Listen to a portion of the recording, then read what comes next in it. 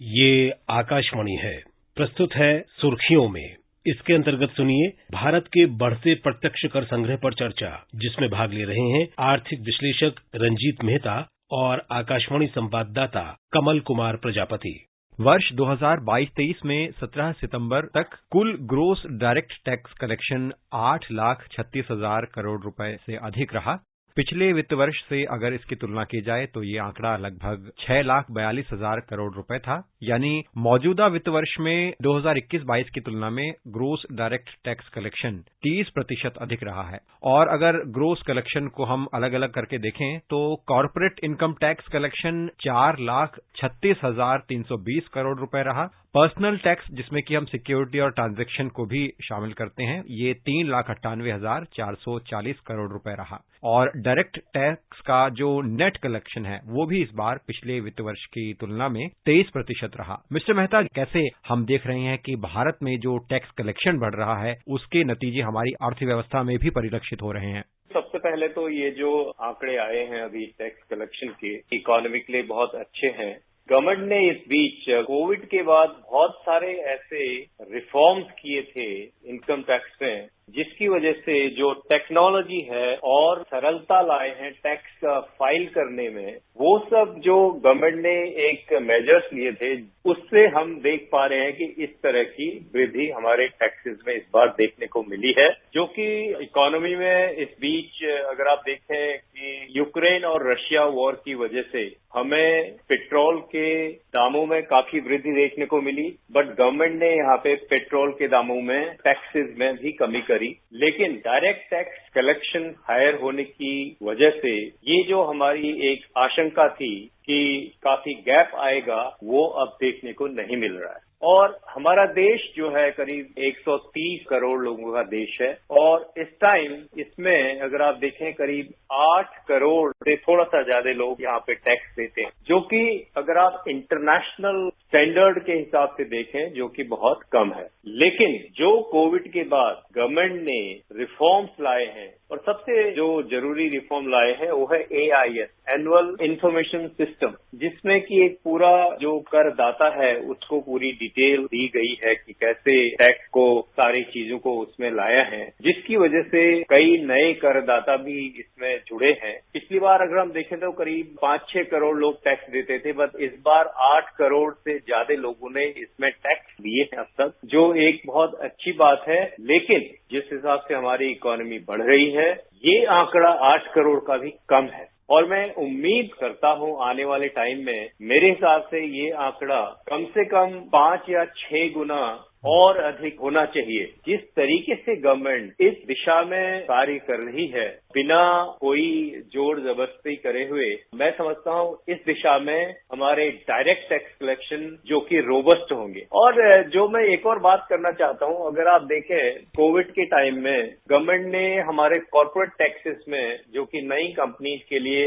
India में manufacture करना चाहते हैं, उनके लिए जो है टैक्स की रेट 15% तक कर दी थी। और ये आशंका थी कि 15% नई कंपनी के लिए जो कॉर्पोरेट टैक्स रेट करी है, इससे जो है हमारे डायरेक्ट टैक्स कलेक्शन में कमी आएगी। लेकिन जो ये आंकड़े आए हैं ये बहुत ही एनकरेजिंग है। इससे लगता नहीं है कि जो कॉर्पोरेट टैक्सेस में कमी करेगी उससे कोई फर्क पड़ा। इसका मतलब ये हुआ कि अगर हम टैक्स को ज्यादा रैशनलाइज करें तो ज्यादा से ज्यादा लोग आगे आकर के उसमें टैक्स को भरेंगे, और ज्यादा से ज्यादा लोग अगर टैक्स नेट में आएंगे, ऑटोमेटिकली हमारे जो डायरेक्ट टैक्स कलेक्शन है आने वाले टाइम में भी काफी बढ़ेगा। Central board of direct taxes का कहना है, और जिसका आपने जिक्र भी किया, कि प्रभावी तकनीक और इस बारे में उठाए गए कदमों से टैक्स कलेक्शन की प्रक्रिया को सरल और स्ट्रीमलाइन करने पर फोकस रहा है सरकार का। और इससे हमने देखा है कि जो टैक्स लीकेज था उस पर भी काम हुआ है। अब हम इसका नतीजा देख रहे हैं कि टैक्स कलेक्शन में लगातार वृद्धि हो रही है। और दूसरा पहलू ये भी कि जो इनकम टैक्स रिटर्न है उसके रिटर्न को पूरा करने में भी तेजी आई है, और इस मामले में जो प्रक्रिया को सरल बनाया गया है, और जो आयकर भरते हैं लोग, वो भी बड़ी संख्या में समय पर अपनी इस प्रक्रिया को पूरा कर रहे हैं। तो जो पूरी एक व्यवस्था तैयार हो रही है, इससे आने वाले सालों में आप कैसे नतीजे देखते हैं? अगर आप कोई भी सिस्टम क्रिएट करते हैं, अगर आप कोई रिजल्ट आप चाहते हैं कि उसमें लोग मिलजुल कर बढ़कर हिस्सा लें, सबसे पहले ये आपने बिल्कुल ठीक कहा कि हमें उस प्रक्रिया को, उस प्रोसेसेस को स्ट्रीमलाइन करना पड़ेगा, जो कि गवर्नमेंट ने इस पे काफी ध्यान दिया। अगर आपको इनकम टैक्स भरने के लिए 5 पेजों की फॉर्म भरने पड़े तो इतना मोटिवेटिंग नहीं है। तो जो सरलता टैक्स भरने के लिए, एक तो सेल्फ असेसमेंट की सुविधा दी है गवर्नमेंट ने। ऑनलाइन आप कैसे भी बिना चार्टर्ड अकाउंटेंट की मदद के भी कोई भी आदमी इनकम टैक्स फाइल करता है, कितना इजी हो गया। सबसे बड़ी बात यह है कि आज आपको जो नया प्रक्रिया जो गवर्नमेंट ने बनाई है, पहले अगर आप घर में कोई भी इनकम टैक्स का नोटिस आ जाता था तो लोग एकदम घबरा जाते थे, लेकिन आज आप देखें, सबसे पहले तो गवर्नमेंट ने सिस्टम ऐसा किया है कि सिस्टम से जनरेटेड सारी चीजें हैं। सिस्टम जनरेटेड सारी चीजें होने की वजह से जो एक पर्सनल कांटेक्ट था वो एकदम खत्म हो गया। दैट मीन्स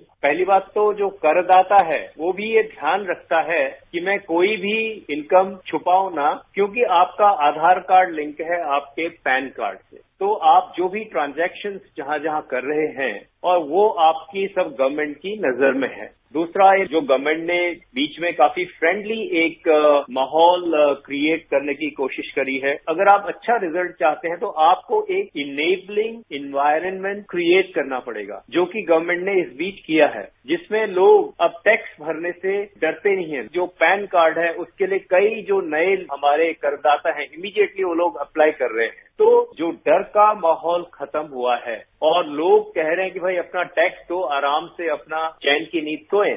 तो जब लोगों के अंदर एक जागरूकता आएगी, और दूसरी जागरूकता ये है कि लोग ये अब समझने लगे हैं कि हम टैक्स देकर के देश के आर्थिक विकास में एक योगदान कर रहे हैं। जब ये भावना लोगों के अंदर आ जाती है तो हर आदमी अपने आप टैक्स भरने के लिए आगे आएगा। और आने वाले टाइम में जिस तरीके से काम हो रहे हैं, बिना अच्छी टैक्स कलेक्शन के देश आगे नहीं बढ़ सकता, क्योंकि सरकार इंफ्रास्ट्रक्चर में खर्च करती है। इंफ्रास्ट्रक्चर जब हम क्रिएट जो करते हैं, ये कैसे आता है पैसा वही जो करदाता हैं वो जो पैसा देते हैं, तो उससे जो है गवर्नमेंट जो है कई सारे जो वेलफेयर स्कीम्स हैं उसमें पैसा लगाते हैं। और मैं समझता हूं आने वाले टाइम में जितने भी करदाता हैं, इससे करीब 6 गुना ज्यादा की हमारे देश में पोटेंशियल है। और जिस तरीके से ये आंकड़े आए हैं, आने वाले 3-4 साल के अंदर हमें डेफिनेटली करीब 30-35 करोड़ से ज्यादा लोग टैक्स देंगे। फिर देखिए किस तरीके से देश का आर्थिक विकास और तेज गति के साथ होने की संभावना है। सरकार ने बढ़ती महंगाई पर काबू रखने के लिए करों में कटौती की थी, और जिसका आपने उदाहरण भी दिया कि पेट्रोल और डीजल पर की गई कटौती ये एक बड़ा उदाहरण है। तो जिस तरह डायरेक्ट टैक्स कलेक्शन को बढ़ता हुआ देखा जा रहा है, उससे इनडायरेक्ट टैक्स की जो शॉर्टफॉल है और कुछ मेजर्स लेने पड़े, सरकार को कुछ कदम उठाने पड़े, उसको बैलेंस करने में कैसे मदद मिलेगी?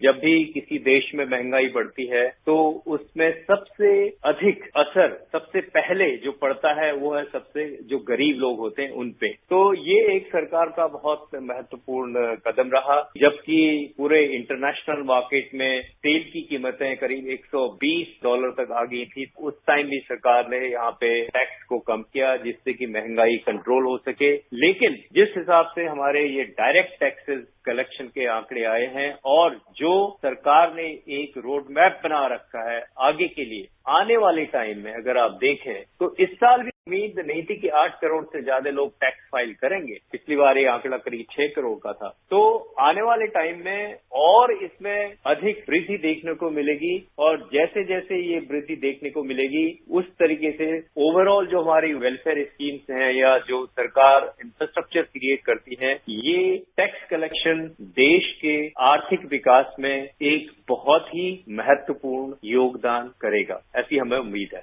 मिस्टर मेहता, बहुत बहुत धन्यवाद। कार्यक्रम में आप जुड़े और आपने विषय पर अहम विचार साझा किए। धन्यवाद।